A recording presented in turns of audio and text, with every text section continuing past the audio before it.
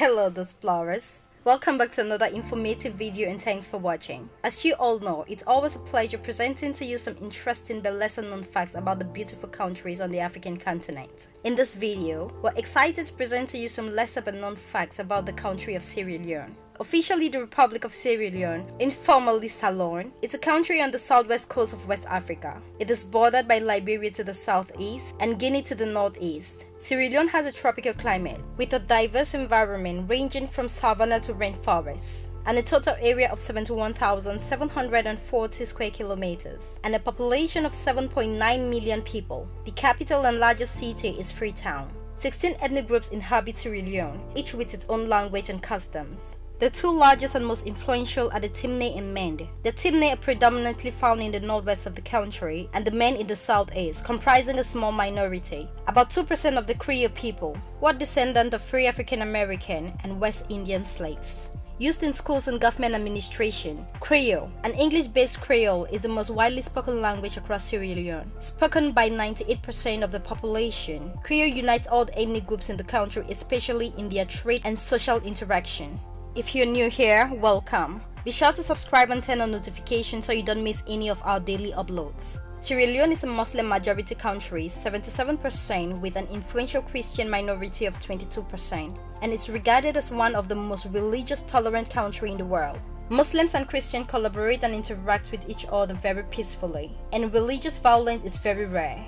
The majority Christian and Muslim holidays are officially public holidays in the country, including Christmas, Easter, Eid al-Fitr, Eid al-Adha. The current president of Sierra Leone is Julius Maada Bio.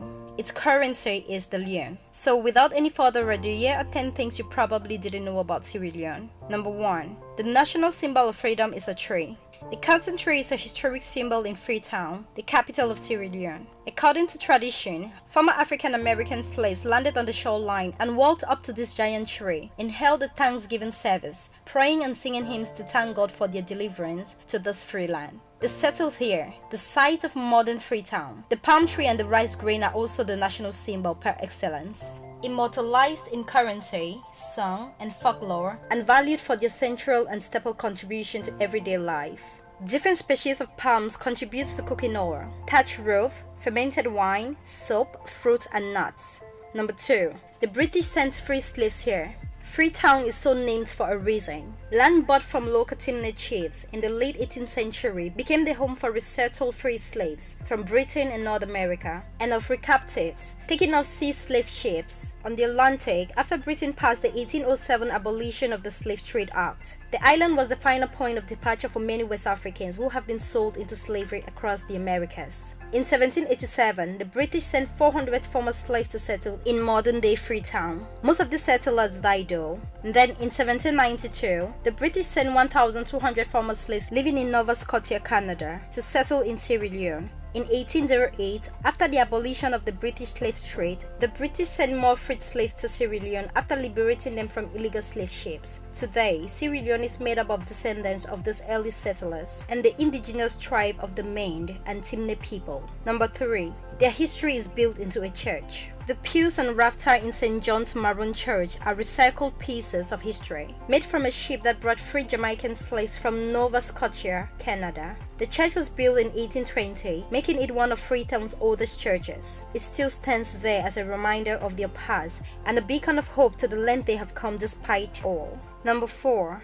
They suffered through a 10-year civil war. Sierra Leone is among the many African countries that have gone through a civil war. Internal conflicts crippled the country from late 1980s onward, culminating to the brutal civil war that took place from 1991 to 2002. Between 1991 and 2001, war between rival groups competing for control of Sierra Leone left more than 50,000 people dead and the country's infrastructures in pieces. It also displaced more than 2 million people, who fled into neighboring countries. In 2001, United Nations forces began disarming rebel soldiers, bringing an end to the war. Since the end of the war, the government of Sierra Leone has undergone the arduous task of rebuilding the country's physical and social infrastructure while fostering reconciliation. Number 5. Diamond puts the country on the map.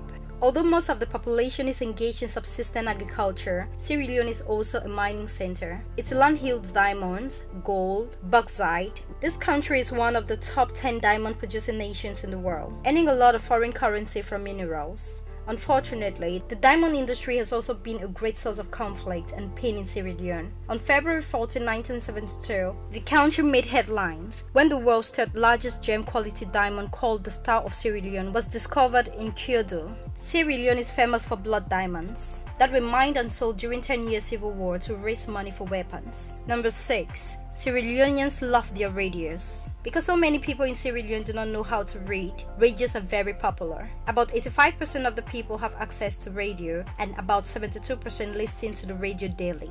Number 7. Sierra Leoneans love rice. For almost all Sierra Leoneans, rice is the staple food, consumed at virtually every meal. A Sierra Leonean would often say, without any exaggeration, if I haven't eaten rice today, then I haven't eaten. It is often hard for outsiders to grasp the centrality of rice to daily existence in Sierra Leone. Many people, for example, have over 20 different words to describe rice in its variant forms, such as separate words for sweet rice, pounded rice, and the rice that sticks to the bottom of the pot upon cooking. Don't say you have eaten food unless you have eaten rice. Fruit and eggs for breakfast don't count. They eat rice with plaza leaf-based stew cooked with chili, onion and palm oil. Many favor the cassava leaf dish, while others like the potato leaf version. Other rice accompaniment includes binge, which is beans, and the national anthem, groundnut soup, so nicknamed because everyone knows it and knows how to cook it. Almost all ceremonial occasions such as weddings, funeral, initiation, and memorial services demands the preparation of large platter of rice, distributed to guests until they are full.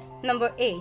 Marriage is a sign of maturity in Sierra Leone. For all Sierra Leoneans, marriage is a mark of adult maturity and brings considerable prestige to the bride and groom. Specific custom varies by ethnic groups and socio-economic status, but usually begins when the man is able to assemble enough bride price, which is often a mixture of money and fine clothes, to give to the prospective bride and her family. He may be able to amass this himself, but often he has to ask his father and his father's brother for support. Almost all marriages used to be arranged between families, sometimes while the girl was still quite young. Increasingly, love marriages are more common, especially among those who have been to school. Number 9. Friday is Africana Day, when you wear your finest African print. Malama Thomas, twin named after the wealthy Creole matron who built a grand home there to buy wax print, lace, damask, and more in every hue, pattern, and shimmer imaginable, is a market where a lot of African prints are sold. Most sellers, especially women, carry the same inventory, but it's the buyer's staying power in the haggling game that determines where the sale is made. Once you have chosen a fabric, you need a tailor to make a dress for you, and for that, you can find them all over the city. Once you have your outfit in African print, you are ready to be part of the